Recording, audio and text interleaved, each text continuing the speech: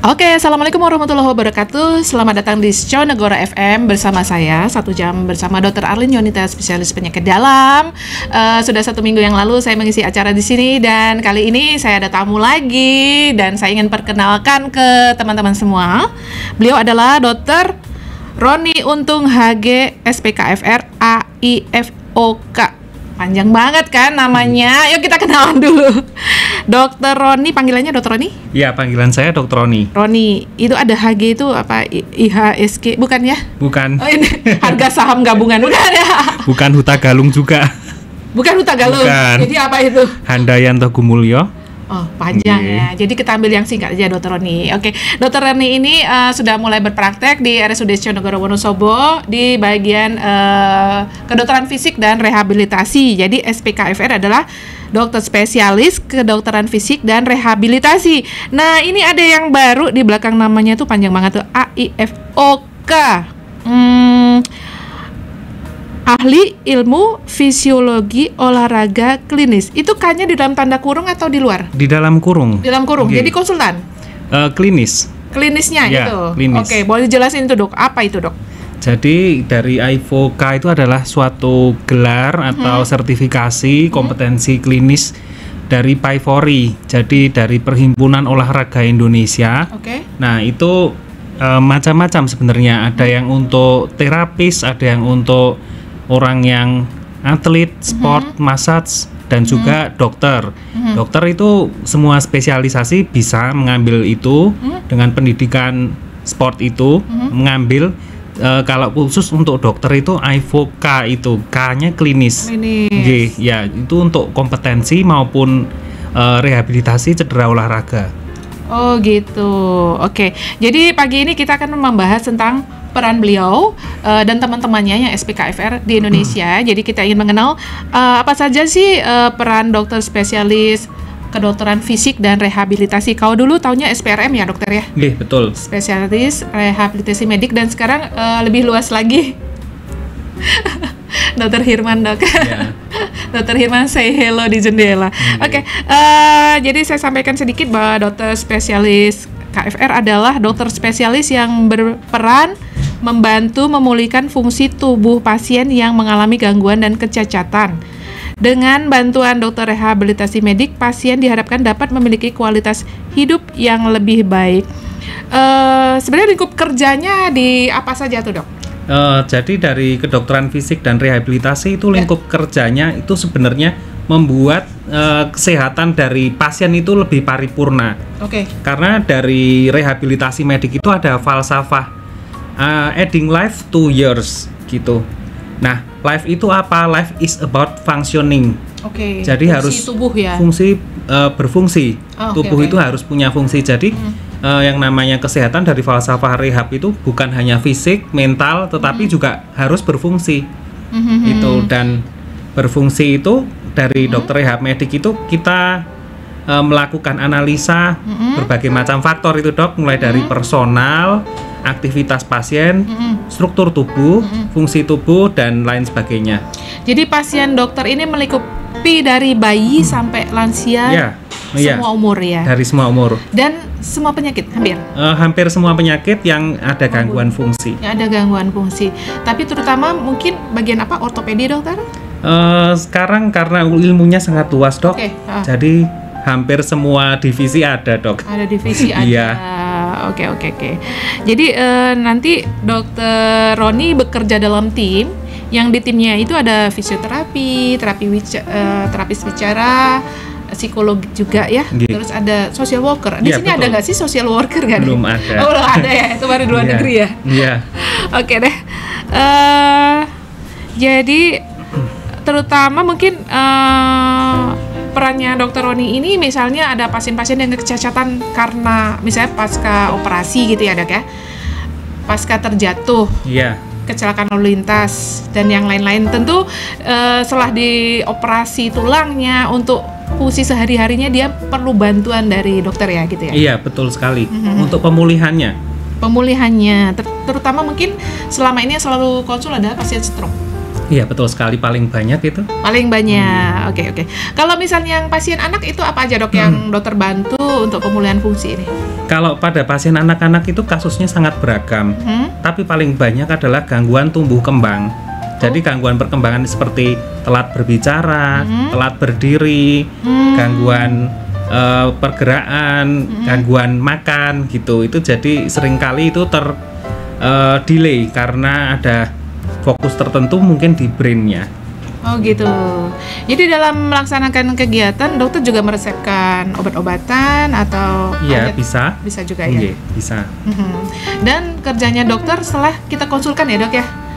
Tapi bisa juga pasien datang langsung ke dokter atau lewat dokter yang lain dulu, bisa dokter ortopedi, apa dokter penyakit dalam atau dokter anak atau gimana?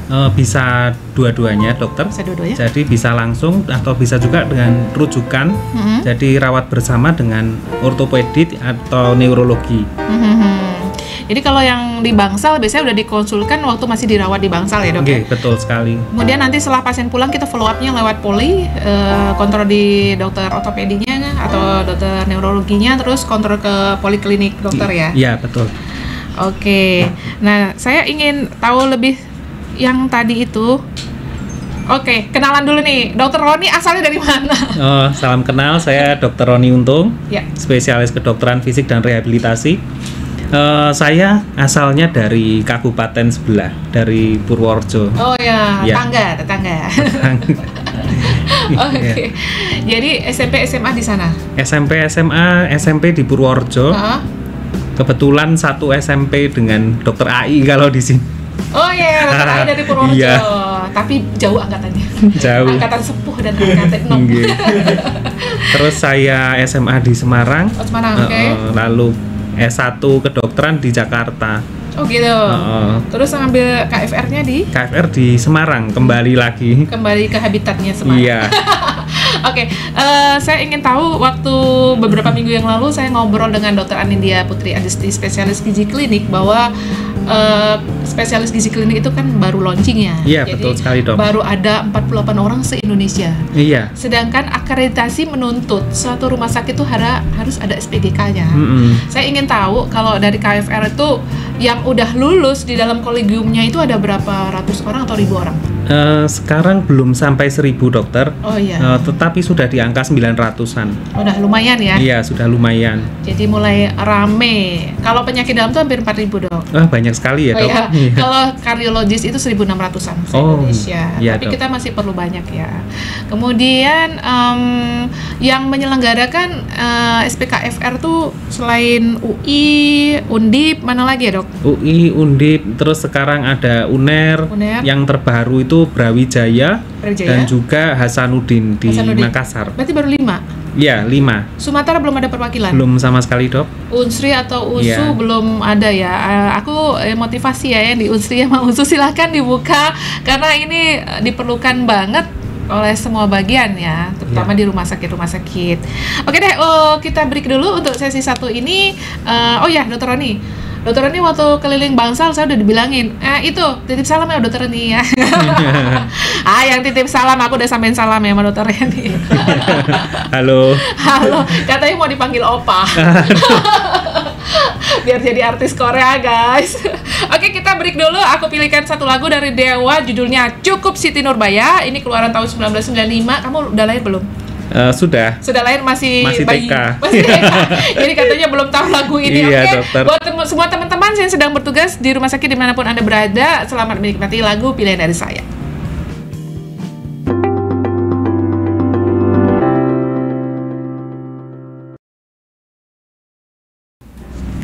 Oke.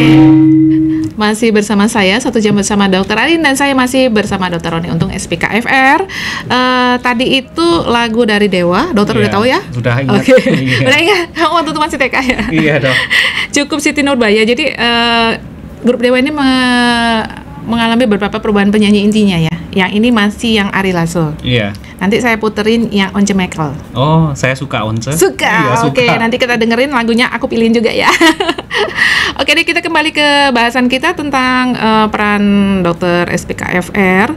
Jadi dokter Reni dan teman-teman ini berbeda dengan dokter spesialis lain karena dokter ini bertugas secara holistik ya dalam menjalankan tugasnya. Fokusnya itu bukan hanya pada penyembuhan penyakit, tapi juga pemulihan fungsi tubuh pasien seperti kalau bisa seperti sedia kala ya dok ya. Yeah. Kalau bisa 100%, kalau nggak bisa yang mendekati 80-90% lumayan. Kemudian di Indonesia sendiri terdapat perhimpunan besar kedokteran fisik dan rehabilitasi Indonesia (Perdosri). Ya betul dok. Ya dok ya, anggotanya 900-an orang ya dok? Ya sekitar 900. Oke, yang menjadi tempat bernaung kepala dokter spesialis rehabilitasi medik. Oke, kita akan bahas tentang kondisi yang ditangani ya. Jadi dokter Reni dan teman-teman ini berfokus pada terapi modalitas fisik untuk menangani kondisi pasien ya. Misalnya pada nyeri punggung dan leher. Itu banyak dialami tuh dok? Banyak sekali dok. Banyak banget. Biasanya sudah diapain terus dok? Jadi dari rehab medik itu sebenarnya modalitas yang utama itu justru exercise dok. Oh exercise, justru latihan itu fisik ya? Nomor 1 dok. Lalu dari yang modalitas fisik seperti pemanasan, pendinginan dengan krioterapi ataupun dengan modalitas mekanik traksi itu sebenarnya sifatnya hanya sebagai penambah dok, suportif. Ya. Suportif. Okay. Tetapi yang utama justru malah dari exercise dok. Exercise-nya. Ya. Karena sebenarnya itu tubuh itu sembuh itu dari tubuh kita sendiri dok, proses gitu. Healingnya iya. Healing, kalau aku healingnya jalan-jalan. Dokter Roni harus subscribe channel aku ya. Siap dok. Oke, jadi kalau misalnya nyeri punggung, nyeri leher tuh biasa pada orang-orang yang, kalau aku sih biasanya tuh nyeri di sini nih, karena kalau lagi banyak pasien nulisnya lama kan, banyak, iya, jadi betul, sini dok. jadi kaku gitu ya. Oke, itu harus exercise ya, ada cara khusus. Ada dok. Gitu. Ada exercise-nya, penguatan dan stretching dok. Oh gitu, Iya. biar nggak cepet-capek. Betul sekali. Oke. Nanti di luar sesi ini aku mau konsultasi.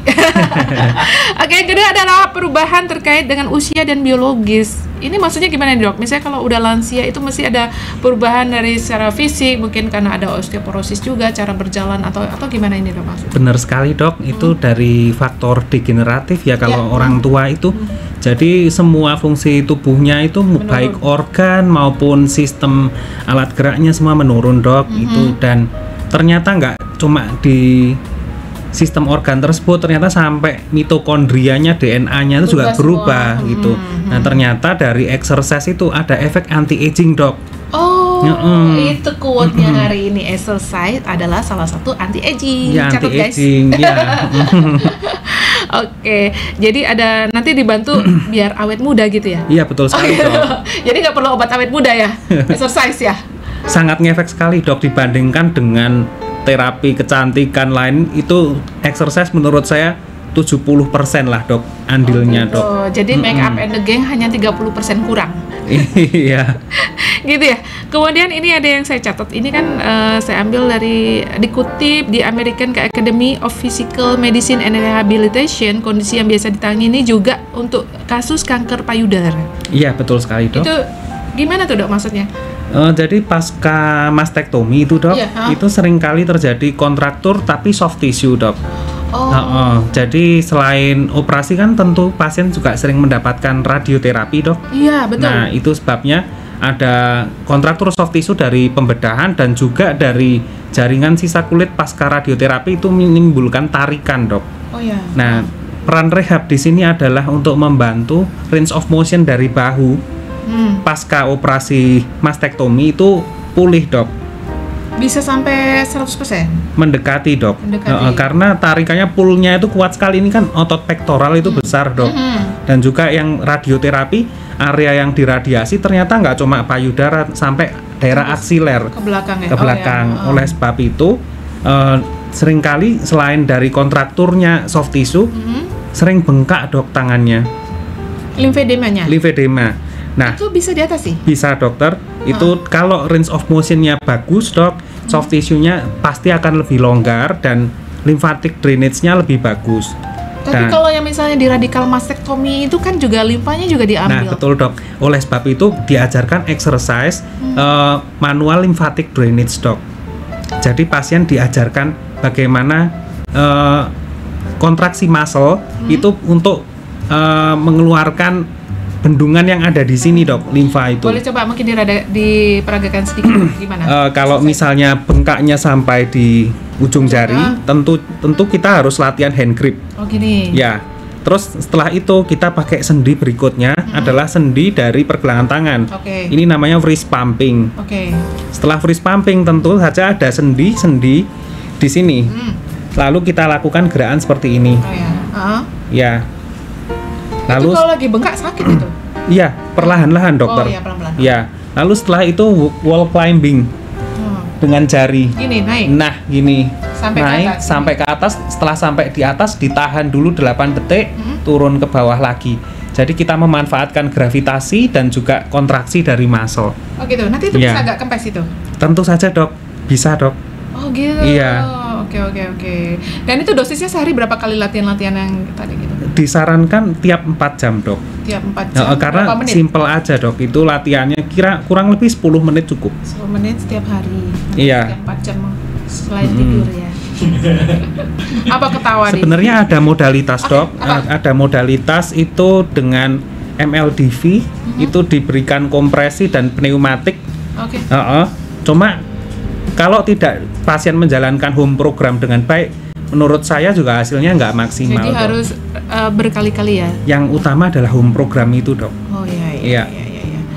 Karena selama ini saya juga jarang itu pasca radio. Biasanya dokter bedah pas ketemu, kadang-kadang di penyakit dalam yang ketemu diagnosis itu kita refer ke bedah, kemudian di bedah dilakukan tindakan operatif, kemudian di refer lagi ke penyakit dalam yang bagian hemato-onkologi, terus di kemoterapi, kemudian ke radioterapi, di itu habis itu selesai kontrol-kontrol rutin fisiknya. Tapi kita jarang ini, jadi maksudnya memperhatikan pasca kecatatan yang ditimbulkan pasca operatif ya. Iya benar, Dok. Jadi itu ini saya juga bisa ya gitu. Bisa ya. Dok, dari muscle pumping ternyata bisa itu untuk lymphatic drainage-nya itu. Lumayan ya. Lumayan, Dok. Oke. Kemudian ini ada juga untuk pasien rehabilitasi jantung. Itu gimana tuh, Dok? Untuk pasien rehabilitasi jantung paling banyak kasusnya adalah penyakit gagal jantung, Dok. Ya. Bukan STEMI, AMI, bukan? STEMI bisa, Dok. Itu tetapi lebih ke modifikasinya lebih banyak sampai ke pola hidup, gizi dan metabolik, Dok. Iya. Tetapi kalau gagal jantung itu lebih ke rehab banget menurut saya, Dok. Itu gimana performance itu? Saya selama ini pasien gagal jantung nggak pernah ngerujuk. Karena biasanya kalau dia udah kempes, dia terus bisa jalan, tidur flat, itu sudah baik menurut saya. Ini gagal jantung yang seperti apa tuh, Dokter? Nah, gagal jantung itu kan ada beberapa level ya, Dok, sesuai NIH 1, 2, 3, 4 itu. Ya, itu tiap level kita lakukan uji fungsi dulu, Dok, untuk VO2 max-nya, Dok. Jadi VO2 max itu adalah kebugaran jantung dan paru. Nah, setelah kita melakukan pemeriksaan uji fungsi tersebut, lalu kita mengetahui level VO2 max-nya, nah kita bisa resepkan itu, Dok, mulai dari latihan penguatan, latihan endurance. Goalnya apa? Kalau rehabilitasi jantung paru adalah peningkatan VO2 max, kebugaran, dan juga kualitas hidup, Dok. Jadi itu tesnya pakai yang tiup itu, apa namanya? Bisa dengan tes tiup itu, tes atau spirometer. Terbaik adalah menggunakan CPAP, Dok. Jadi adanya di ICU kita. CPAP. Lain bukan CPAP. Kardiopulmoner. Jadi seperti pakai sungkup dan treadmill, Dok. Oh ya. Ya. Oh gitu. Jadi untuk semua level bisa dikonsulkan supaya lebih fit lagi ya, lebih Dok, bugar untuk lagi. Performa itu dan menurut saya untuk gagal jantung rehab sekali, Dok. Oh gitu. Sambil menggunakan obat-obat yang diberikan oleh dokter ya. Iya, Dok. Dokter yang lain. Oke. Nah, ini yang paling banyak adalah stroke. Ya, stroke. Bisa dijelasin, Dok? Stroke itu urutannya waktu masih ada beda nggak sih stroke yang perdarahan sama stroke yang non perdarahan? Iya, Dok. Dalam fisioterapinya gitu? Ya, tentu saja, Dok. Walaupun stroke sama-sama ya. Sama-sama stroke. Satunya pendarahan, satunya penyumbatan. Tentu saja stabilitasnya itu berbeda, Dok. Oke. Yang dari rehab medik kita bisa masuk ketika pasien telah mencapai fase stabil, Dok. Oh ya, jangan yang akut koma ngorok di itu enggak ya? Tunggu sehari 2 hari ya? Iya, tunggu agak stabil dulu. Kalau misalnya penyumbatan hari kedua atau hari ketiga Udah bisa mulai? udah bisa mulai, tetapi sebenarnya dari hari ke-01 pun kita sudah harus mengajarkan caranya mobilisasi. Mobilisasi tetapi tidak sampai ke upright ya, Dok. Gitu. Tujuannya apa? Untuk menghindari pressure soreness itu dari kan pasiennya tiduran terus gitu, dan juga kalau tidak digerakkan sama sekali ada resiko DVT, Dok. Jadi ada gumpalan darah. Nah, nanti setelah stabil baru kita bisa mobilisasi bertahap yang agak dinaikkan secara bertahap, Dok. Gitu. Jadi kalau misalnya ada hari pertama pasien dengan stroke dikonsulkan, bisa langsung dikonsulkan. Nanti hari pertama, kedua, ketiga latihannya tergantung perkembangan tiap hari. Betul sekali, Dok. Oke. Tapi kalau misalnya pasiennya koma dalam nih, tetap dilakukan? Tetap dilakukan, tetapi untuk mobilisasi duduknya atau pasifnya yang diuprightkan itu agak ditunda, Dok. Karena kita menentukan berdasarkan dari MAP jantungnya. Dan juga cerebral blood flow-nya kan sangat tergantung dengan MAP. Jadi perlahan-lahan, Dok. Jadi kalau gitu dokter visitnya tiap hari dong ya untuk pasien kayak gitu ya? Iya, Dok. Sarannya hari ini apa, besok lah beda lagi, Dok. ya? Karena itu fase harus intensif ya, Dok. Gitu. Oke deh, ini masih banyak yang akan kita bahas. Kita break dulu.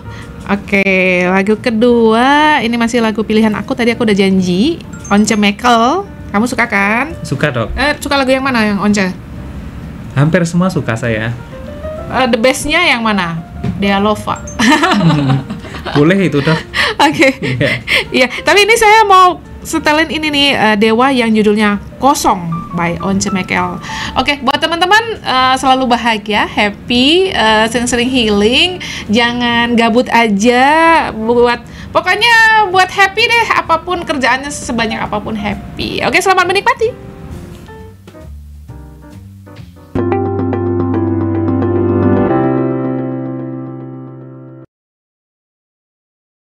Oke, masih bersama saya Dr. Arlin, masih di acara 1 jam bersama Dr. Arlin, dan saya masih bersama Dr. Roni Untung, SPKFR, AIFOK, susah banget, AIVOK.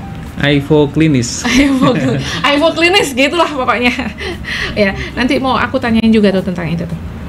Oke, jadi di bidang spesialisasi kedokteran fisik dan rehabilitasi ini ada beberapa modalitas terapi yang dilakukan ya, Dok. Itu yang saya baca adalah rehabilitasi medik, fisioterapi, terapi okupasi, terapi wicara, psikolog. Oke, bisa dijelasin nggak, Dok, itu satu-satu terapi okupasi itu apa, terapi fisik dan latihan itu apa, dan terapi wicara itu apa? Baik, ya, secara singkatnya, kedokteran fisik dan rehabilitasi itu kan dipimpin oleh seorang SPKFR. Nah, lalu di instalasi rehab medik itu terdiri dari berbagai macam tenaga, Dok. Itu ada fisioterapis. Nah, kalau untuk fisioterapis itu lebih ke gross motor ya, Dok. Jadi lebih ke fungsi sendi, fungsi otot, pergerakan, tapi gross, gerakan motorik kasar, Dok. Ya, motorik kasar, oke. Lalu berikutnya mengenai okupasi terapi.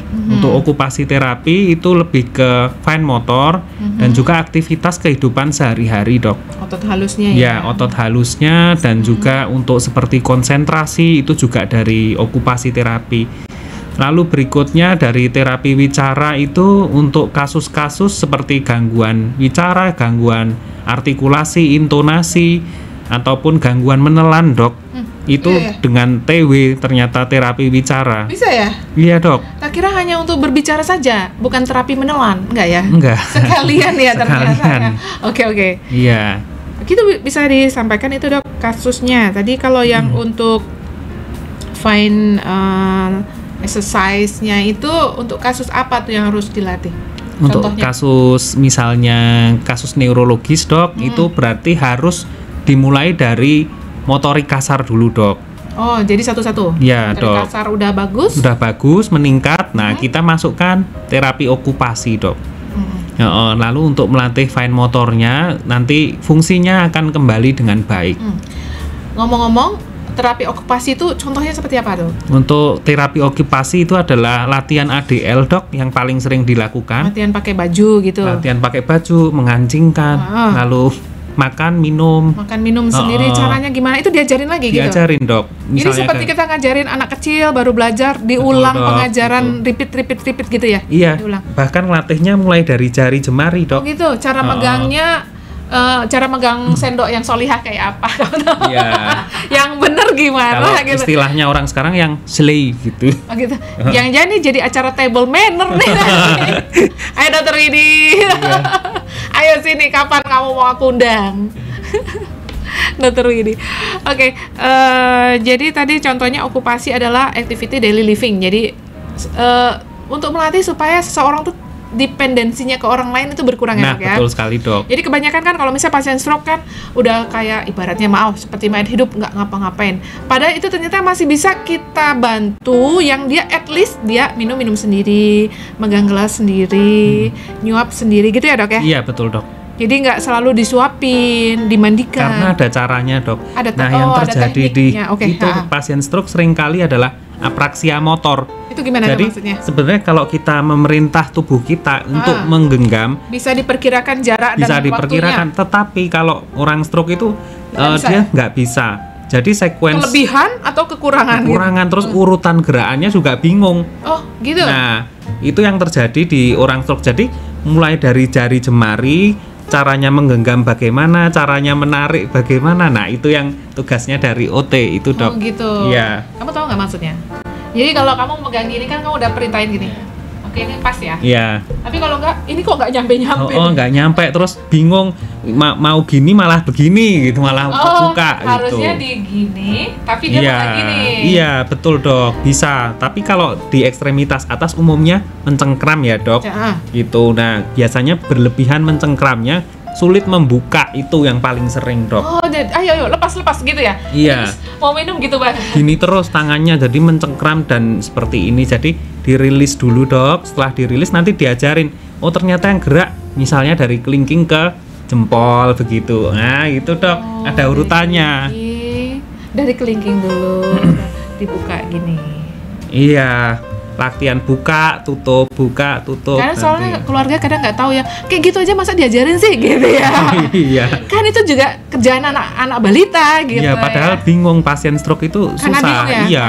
Karena beberapa informasi zaman dulu terdelete ya. Iya betul dok. Karena stroke-nya itu. Kemudian juga kadang-kadang di rumah keluarga yang tidak paham lebih sering marah karena gelas pecah, nah, gitu nggak sih? Sekali dok. Ya. Jadi mereka mungkin dikasih yang aman, yaitu gelasnya jangan yang gelas beling ya dok ya. Iya, pakainya yang plastik. Yang plastik. Jadi kalau tumpah nggak apa-apa, tapi tumpah juga bisa jatuh, kepleset gitu. Aduh harus hati-hati banget. Oke, kemudian tadi yang terapi wicara dok, ini boleh disinggung nih tadi. Selain stroke yang mengalami gangguan wicara, tadi pada kasus gangguan menelan ya dok ya? Iya dok, betul. Misalnya orang-orang dengan kanker yang di sekitar leher itu, iya, itu dok. masih bisa ditreat itu? Bisa ditreat dok. Jadi kita harus mengetahui dulu sumber disfagianya itu karena obstruksi atau karena cedera nervus dok. Seringkali kalau di sini. Lalu kita kerjasama dengan THT, umumnya diberikan evaluasi dengan video fluoroskopi dok. Oke. Nah nanti kita lihat, oh ternyata gangguan menelannya di fase oral kah atau di faring atau di esofageal dok, ketahuan. Nah setelah itu, nah kita rujuk atau kita kerjasamakan dengan terapi wicara. Nah kita di fase apa itulah yang kita treat dok. Nah, ternyata di tiap fase itu pendekatannya berbeda dok. Oh gitu ya. Jangan main lek aja, nanti masuknya ke paru-paru. Iya bahaya dok. Gitu ya? Iya. Itu cara ngajarnya gimana tuh, boleh tahu? Cara nelennya tahan dulu, baru lek pelan-pelan atau gimana? Dok, ada stepnya. Misalnya di fase dia sering tersedak ya dok, gangguan faringeal, kita harus kuatkan dahulu supaya nggak masuk ke paru-paru itu makanan. Tarik napas dulu dok. Tarik napas dulu, jadi volume udara di paru-paru dan di jalan napas kan tinggi dok. Jadi itu seperti barrier yang nahan gitu, supaya makanan itu tidak jatuh ke jalan napas dok. Andai kata terjadi sedikit jatuh ke situ, akan muncul refleks batuk. Nah itu dok, kira-kira salah satu cara yang simpel di fase. Suruh tahan terus, nggak napas-napas? Oh ya enggak dok. Iya. Tahan berapa detik tadi? Tarik napas sekuatnya. Nah terus tahan kira-kira 2 detik, lalu coba menelan. Gitu. Iya. Jadi makannya boleh sedikit-sedikit ya. Iya dok. Jangan langsung satu mangkok ditelan, nggak boleh. Betul. Ngunyahnya juga harus. Ngunyahnya pelan-pelan dan pastikan sudah terkunyah dengan baik. Oke. 20 kali itu udah cukup. Kalau teorinya 36 kali dihitung ya 1, 2, Ya. 3, 4. Jadi sampai lumat banget baru boleh ditelan ya. Ini nih buat sahabat sehat Sjonegoro. Jadi kita panggilannya untuk teman-teman yang mendengarkan adalah sahabat sehat Sjonegoro. Iya. Bahwa di saluran makan sama napas kita tuh sebetulnya berdampingan, dan pada saat proses menelan itu yang bagian paru nutup. Jadi jangan sampai, makanya ada pasien-pasien yang dengan stroke suka tersedak-sedak, ada makanan kesasar masuk ke paru, akan ada refleks-refleks itu muncul karena dia posisinya memang bersebelahan. Jadi kalau sini nutup, sini buka, sini buka, sini nutup, itu ya dok yang tadi dihindari tadi ya. Iya, kurang lebih gitu dok. Ya, karena pasien stroke kadang-kadang ada komplikasi pneumonia. Iya. Karena dia refleks batuknya juga kurang. berkurang ya. Oke deh. Terus ini juga ada terapi wicara pada anak-anak yang gagap dan disleksia, gitu ya dok ya? Iya dok. Oh, jadi gimana? Yang anak-anak suka beb, jadi kayak bubbling ya. Ngomong itu sebetulnya memang ada gangguan tapi bisa hilang 100% itu dok, menjadi normal seperti anak biasa yang tidak tergagap-gagap gitu, bisa ya? Gagap itu umumnya permasalahannya cukup kompleks loh dok. Oh iya, Iya, kadang-kadang ternyata suka dari dibully temennya jadi gagap. Iya, Oh, oke. bisa dari psikologis maupun gangguan pemrosesan sensorik dok. Oh gitu. Dan dari faktor mekanik juga bisa dok ternyata. Misalnya apa tuh? Misalnya ada di dasarnya tongue tie gitu, jadi dia artikulasinya kurang baik dan sering ngomong itu cepet capek gitu dok. Jadi seperti gagap padahal tidak dok. Oh gitu. Oke. Iya.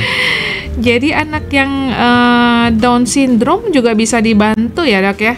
Bisa dok. Down syndrome ini biasanya masalahnya apa ya? Masalah utamanya adalah IQ-nya dok, Ya, tentu saja. jadi karena mentalnya Iya. ini ya, IQ-nya rendah. Iya. Tapi itu akhirnya yang dibantu oleh bagian SPKFR apanya tuh dok? Untuk dari Down syndrome, karena pasien Down syndrome 80% mengalami hipotonia dok. Iya, jadi Kayaknya mereka gemuk-gemuk, sehat-sehat kayaknya gitu ya? iya, ototnya besar tapi kekuatannya kecil sekali dok gitu. Aduh, I see, aku baru tahu. Jadi mereka perlu penguatan otot. Iya, perlu penguatan otot supaya tidak obesitas dok. Salah satunya dok. Jadi kenapa sih sebagian besar anak Down syndrome itu obesitas? Sebabnya apa? Karena hipotonia itu dok. Jadi dia mobilisasinya kurang. Kurang. Ya, jadi dan dia cuma makan toh. Iya, makan saja, dan karena aktivitasnya kurang, zat gizi itu bukan jadi otot dok. Ternyata jadinya malah lari ke lemak. Oh, jadi nggak efektif ya? Iya, nggak efektif dok. Dan kalau seperti itu, pasiennya kan karena ototnya lemah, dia cenderung mudah jatuh dok. Oh, jadi anak-anak Down syndrome tuh sering banyak luka-luka? Iya, sering sekali, dan bahayanya karena dia kekuatan ototnya nggak bagus, tentu saja tulangnya juga nggak bagus. Maksudnya osteoporosis atau memang tulangnya nggak Iya, padat? kepadatannya kurang. Kurang padat. Iya, Jadi kurang sering padat. Fraktur juga, patah tulang. Beberapa kasus sering dok itu Jadi mereka jatuh itu karena gangguan keseimbangan atau karena apanya tuh yang membuat mereka sering yang jatuh? utama karena hipotoninya dok, Karena ototnya kurang kuat. kurang ya? kuat. Lalu yang lainnya tentu saja seringkali mengikuti gangguan vestibuler, seringkali ditemukan juga proprioseptif tuh sering juga dok. Oke. Nah ini juga dokter berperan di kasus cerebral palsy. Bisa dijelasin dok, cerebral palsy itu seperti apa dan perannya dokter dalam membantu pasien cerebral palsy ini gimana? Iya dok, baik. Kalau untuk kasus cerebral palsy ternyata kemarin ngobrol dengan sejawat anak di sini cukup banyak dok. Ternyata Banyak. itu karena adanya kerusakan di otak. Nah itu kerusakannya statik itu dok.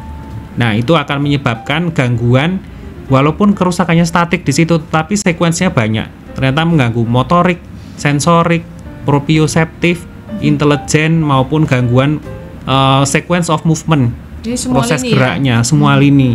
Nah karena gangguan itu tersebut, maka pasien itu kompleks dok problemnya. Bisa terjadi kontraktur, kelemahan, spastik, kaku semua tubuhnya, gangguan menelan. Itu bisa juga ya? Bisa dok, gitu. Jadi sebagian pasien cerebral palsy itu nggak gemuk ya? Malah ada yang kebanyakannya kurus dok, karena spastik itu. Iya. Okay.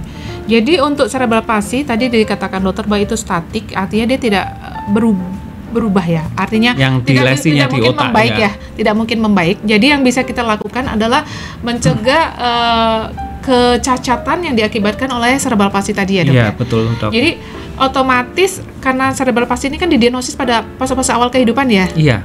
Biasanya ketahuannya umur berapa itu? Paling cepat bisa dengan pemeriksaan khusus dok, dengan MRI, fMRI itu 1 tahun bisa dok. 1 tahun bisa. Jadi pertumbuhan dia sampai 1 tahun itu masih seperti bayi normal. Seringkali dia diawali malah dengan hipotoni dulu dok. Jadi dia terlambat belajar berjalan. Iya, lalu dalam tetahnya lebih lama gitu ya. Lalu fase tertentu nanti 1 tahun atau menjelang 2 tahun muncul spastik itu dok. Baru jadi tahun kedua munculnya, bukan tahun pertama. Karena mengikuti perkembangan sistem sarafnya dok. Kalau di awal karena saraf belum berkembang dengan baik, kadang-kadang manifestasinya belum kelihatan dok. Gitu ya. Jadi untuk kasus cerebral palsy akan ketergantungan, boleh dikatakan ke poliklinik rehab medik bahwa latihannya harus rutin dengan perbedaan teknik setiap kali datang ya dok ya. Jadi sesuai umurnya juga. Sesuai umurnya. Jadi mungkin tahap-tahap awal dia latihan mungkin ada keterlambatan berjalan juga, atau saya kayaknya pernah tahu pasien itu jinjit-jinjit gitu ya. Itu kenapa ya? Itu karena spastik di ototnya di pergelangan kaki dok. Oke. Oke deh, kita setel lagu lagi, break dulu untuk yang kedua ini. Aku mau pilihin lagi nih, Firza tahu? Kurang tahu dok. Firza itu juara Indonesia Idol, juara 2 ya dulu ya, yang sesi yang kapan? Firza. Dia sempat mengisi beberapa lagu Dewa ya. Ini saya setelin yang judulnya Cinta Gila. Oke, nanti untuk teman-teman yang milih lagu nanti kita setelkan di sesi berikut. Oke, selamat menikmati.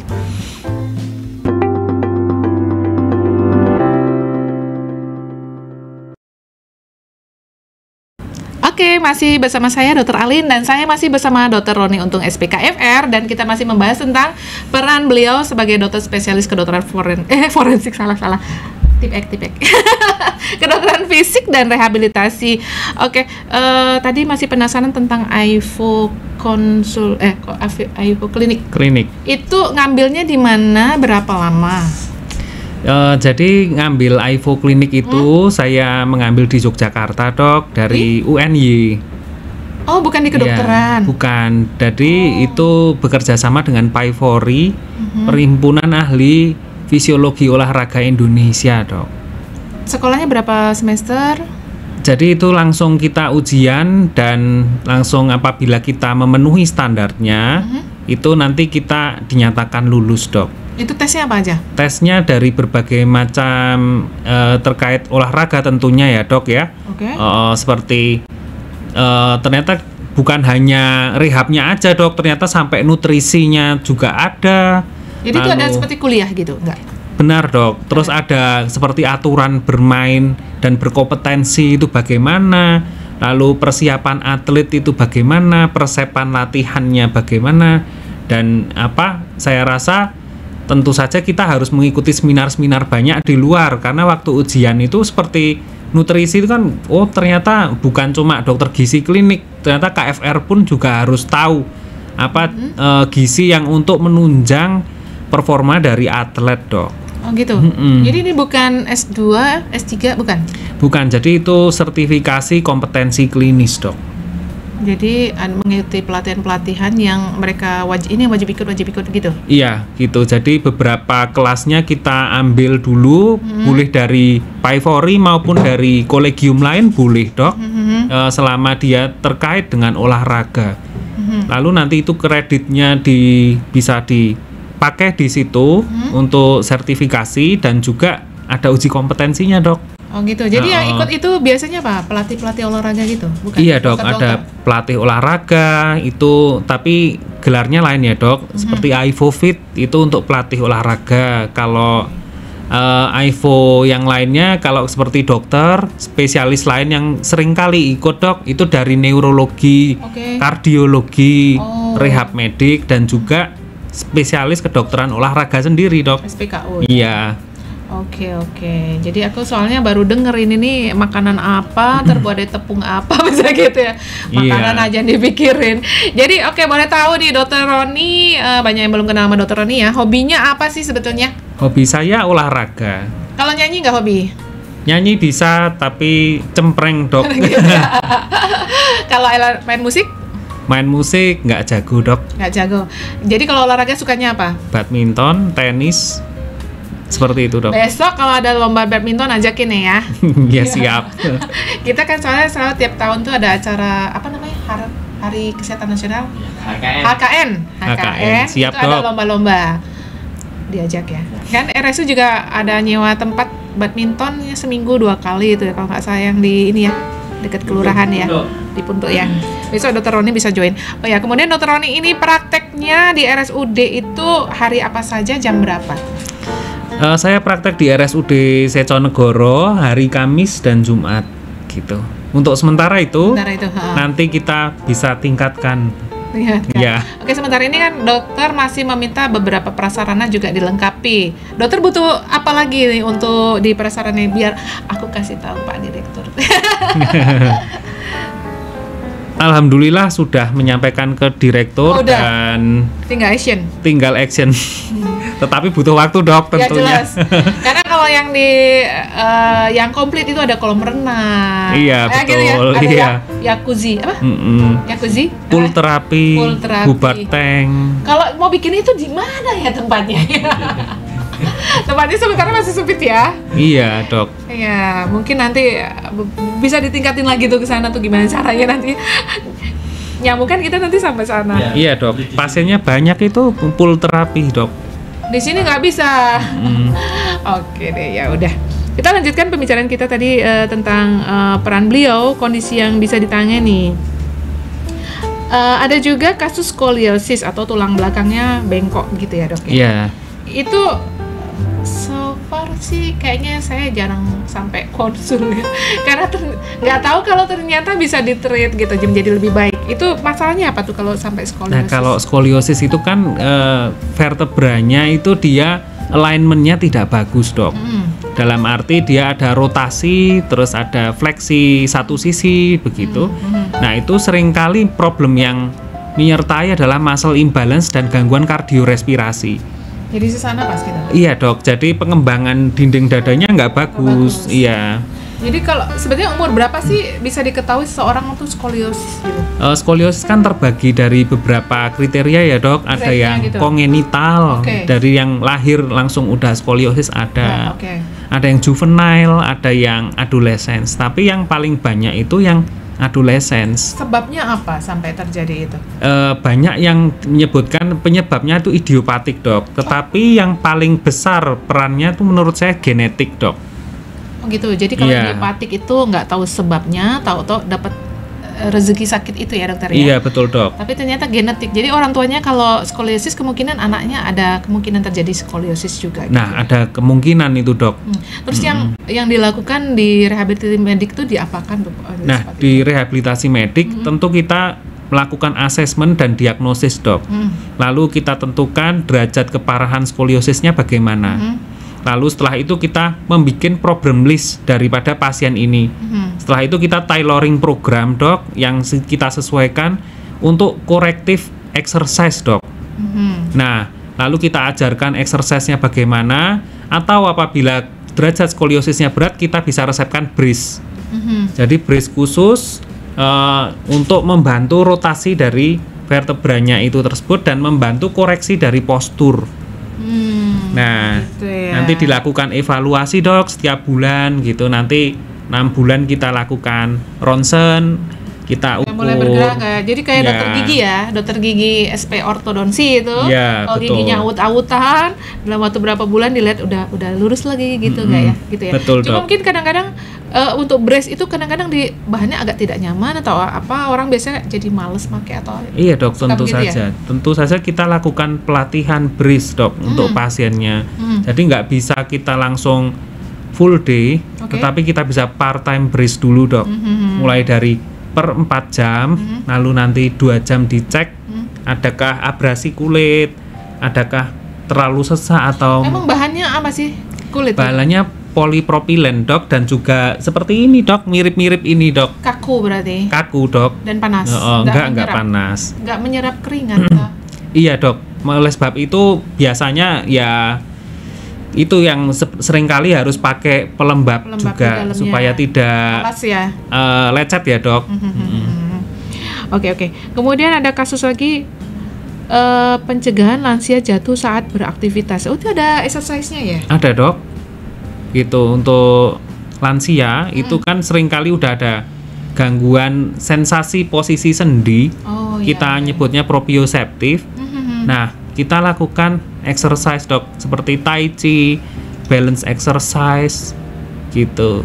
Jadi yang kalau di alun-alun atau di Taman Plaza itu ada ya latihan pernapasan ya, itu seminggu tai chi ya itu ya.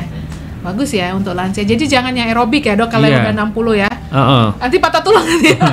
Boleh aerobik tetapi intensitasnya jangan tinggi. Jangan yang high impact. Iya. Kalau yang di sini kan suka lompat-lompat.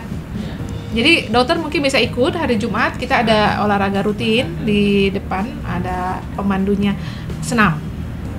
Ikut ya. Iya dok. Kemudian ada kasus lagi rehabilitasi kanker. Ini untuk kanker apa saja dok yang dibantu direhab?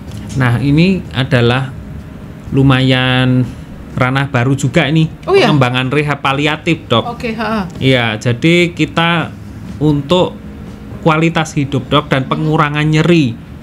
Dan juga di rehab medik kan ada social worker dan psikologis dok. Nah kita bisa bantu dari peran psikologis untuk persiapan mental. Ternyata nggak cuma pasiennya aja, keluarganya juga dok. Oh iya benar-benar. Karena kalau untuk kanker tuh satu pasien sakit, satu keluarga besar sakit. Iya, satu keluarga besar sakit. Iya. Dan juga social worker apabila ternyata pasien tersebut punya masalah dok, misal masalah ekonomi atau misalnya mohon maaf seperti keluarga istrinya sakit kanker lalu ada perceraian atau bagaimana. Nah itu salah satu tugas social worker juga membantu ke sana dok, mencari Jadi jalan kesiapan tengahnya. mental ya. Inggih dok. Ya memang itu kadang-kadang ada faktor sosial yang ikutan yang di luar wewenang dokter gitu ya. Iya, dok. Dok. Akhirnya ini sakitnya ini, suami saya minta cerai dok, misalnya gitu ya. Jadi kita Iya. ikut sedih gitu. Iya. Oke deh. Kemudian ada juga patah pinggul. Misalnya orang-orang habis kecelakaan lalu lintas itu ya. Jadi dia sehat banget, tiba-tiba dia harus pakai krek kayak gitu ya. Iya dok. Ada latihan khusus ya. Ada dok, itu latihan mobilisasi bertahap, lalu cara pakai kreknya bagaimana. Harus yang benar. Ada cara pakai krek yang nggak benar terus nanti mengganggu mapannya Iya, tulang dok. atau Bisa mengganggu, mencederai sistem saraf yang di aksiler dok. Oh iya itu ya. Iya. Kadang-kadang malah ada yang udah pakai yang itu terus licin bawahnya. Iya betul dok. Jadi malah kepleset. Nah kita makanya harus edukasi juga caranya bagaimana dan pegangannya tuh setinggi apa gitu supaya Disesuaikan. iya dok, disesuaikan dengan fisiknya pasien. Kemudian nih ada juga tuh obesitas. Oh, obesitas yang kayak dulu anak siapa itu yang beratnya sampai 200 kilo itu. Arya. Iya, Dok. Padahal kasus itu obesitas luar biasa, terus sekarang dia udah jadi tinggal 60 kg tok sekarang ya. Turun 130 kilo. Itu dibantu seperti apa tuh, Dok? Nah kalau dari obesitas sendiri dok, kita mirip sama CHF dok. Oh, gitu. Jadi kita lakukan tes dulu kebugaran jantung parunya dok. Nah nanti kita dari situ kita lakukan persiapan exercise untuk weight loss-nya dok. Oke. Jadi sekalian dia kerjasama sama dokter gizi klinik juga Nah ya iya dok, supaya harus dok. urus dan jangan sediain cemilan, oke? Ya, kemudian nih ada juga untuk kasus-kasus autisme. Oh, dokter ada juga peran di sana ya. Itu seperti apa tuh, Dok? Kalau untuk autisme itu biasanya kita menggunakan pendekatan dok dari okupasi terapi, psikologi klinik, itu bekerja sama dok. Karena yang utama dari autisme itu seringkali itu adalah gangguan pemrosesan sensori dok. Jadi ada yang hiper, ada yang hipo. Jadi hiperaktif gitu, iya, atau memang dia craving. Kalau yang hipo mencari-cari sensasi, stimulus sendiri gitu dok. Jadi kegiatannya berulang-ulang itu terus gitu ya dok, tidak ada kontak mata. Nah, dari OT dan psikologi klinik itu nanti akan memberikan stimulasi dok, stimulasi sensorik. Mana yang hiper itu diredakan, mana yang kurang, dia yang craving kita naikkan, begitu dok. Tentunya dengan asesmen sebelumnya. Itu ternyata peran dokter spesialis kedokteran forensik lagi, maaf, TIPEK, kedokteran fisik dan rehabilitasi hampir menyeluruh ternyata ya dok. Iya, Dan dok. semua dokter spesialis mungkin bisa konsul, kan dokter umum juga bisa konsul ke beliau, karena pasca orang sakit ada ikutan-ikutan di belakangnya yang ternyata mempengaruhi fisik dan sosial dan mental juga ya dok ya. Iya betul dok. Oke, kita beri ke dok untuk yang ketiga ini. Sebelum yang keempat, mau setelin lagu nih. Dokter tadi temannya pesan apa tadi? Lagunya Adera. Adera? Iya. Judulnya Lebih Indah. Lebih Indah. Iya, dari Dokter Susana. Dokter Susana tugas di mana? Di Semarang dok. Dokter Susana, terima kasih sudah mendengarkan kita. Tunggu edisi YouTube-nya ya. Oke, silakan.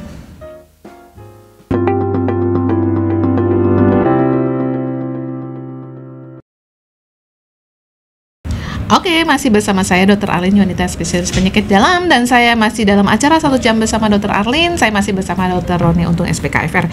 Dokter, kita itu kalau di mobil bisa di setel ya, kita salurannya 107,3. Oh iya dok, siap. Ya, terus yang saya share ke dokter itu kalau pakai radio internet, kita no iklan, jadi lagu terus. Kalau bisa request dangdut terus bisa. Musik sukanya apa? Sukanya Japanese dok malah. Oh gitu, bukan Koreanis. Enggak. Japanese. Kemudian ini kita punya tagline ini dokter, tadi baca coba. Oh, sehat bersama, gersama Seconegoro. Ya. Kenapa ger ya dok? Karena dokter Danang tuh orang lucu. Oh. Jadi kita tuh maksudnya happy. Jadi contohnya di acara ini kita kasih edukasi, tapi kita juga happy, nyetelin lagu, joget-joget sendiri. Pokoknya gembira, asik-asik ya. Oh, gernya dari gembira. Iya, lucu gitu. Lucu dan bergembira. Iya. Oke deh. Jadi ini sudah sesi terakhir. Saya ngobrol sama Dokter Roni, jadi lebih ada wawasan saya yang juga terbuka. Ternyata banyak kasus juga di penyakit dalam yang bisa dikonsulkan ke beliau. Bahkan yang jarang saya konsulkan, karena menurut saya nggak apa-apa. Ternyata ada exercise yang bisa membuat kualitas hidup pasien menjadi lebih baik gitu ya dokter ya. Iya dok. Oke, nah kita berharap Dokter Roni yang baru praktek Kamis dan Jumat ini akan full dalam 1 minggu. Kemudian masih ada beberapa yang memang harus diperbaiki lagi dengan kedatangan beliau. Perlengkapan alat-alat yang Dokter Danang udah janjikan akan disediakan. Nanti mungkin kalau ada kolam renang kita bisa ikut latihan renang juga di sini mungkin ya. Oke, ini di sesi terakhir nih Dokter Roni mungkin mau memberikan atau menyampaikan sesuatu sebagai closing statement apa dok? Ya, sebagai closing statement, tentu saja dengan penambahan kedokteran fisik dan rehabilitasi di Seconegoro, itu akan membuat layanan kesehatan di sini menjadi paripurna, dok. Yes. Nah, komplit ya, dok. Ya, kemarin waktu akrat kita kurang itu. Jadi paripurna, dok, dan tentu saja masyarakat Wonosobo akan sangat terbantu, dok. Gitu. Iya. Dengan itu, nah, kalau yang layanan rehabilitasi yang seperti apa yang akan sampai ke tempat polirehab medik di Seconegoro, itu bisa dari rujukan internal, dok, dari ortopedi, dari saraf, anak, penyakit dalam gitu. Kasusnya beragam, dok. Oke, jadi itu nggak bisa konsul hanya Kamis Jumat aja kan? Iya. Jadi dari Senin sampai Sabtu. Oke, dan kita udah di sesi terakhir. Saya akan putarkan banyak lagu ini. Jadi tadi ada pilihan dari teman saya Dr. Anung di Yogyakarta, pesannya Dialova. Tahu Dialova? Tahu. Very beautiful song, I like it. Kemudian yang kedua dari Dr. Edi Ngatemo. Edi Ngatemo ini posisinya di Singapura. Jadi saya udah pernah bikin live seperti ini, tapi kita pakai Google Meet. Kita udah share tentang apa kemarin jantung ya, hipertensi ya. Hipertensi. Hai Edi Ngatemo, gimana kabarnya Singapura hari ini Edi? Beliau pesen When You Tell Me That You Love Me.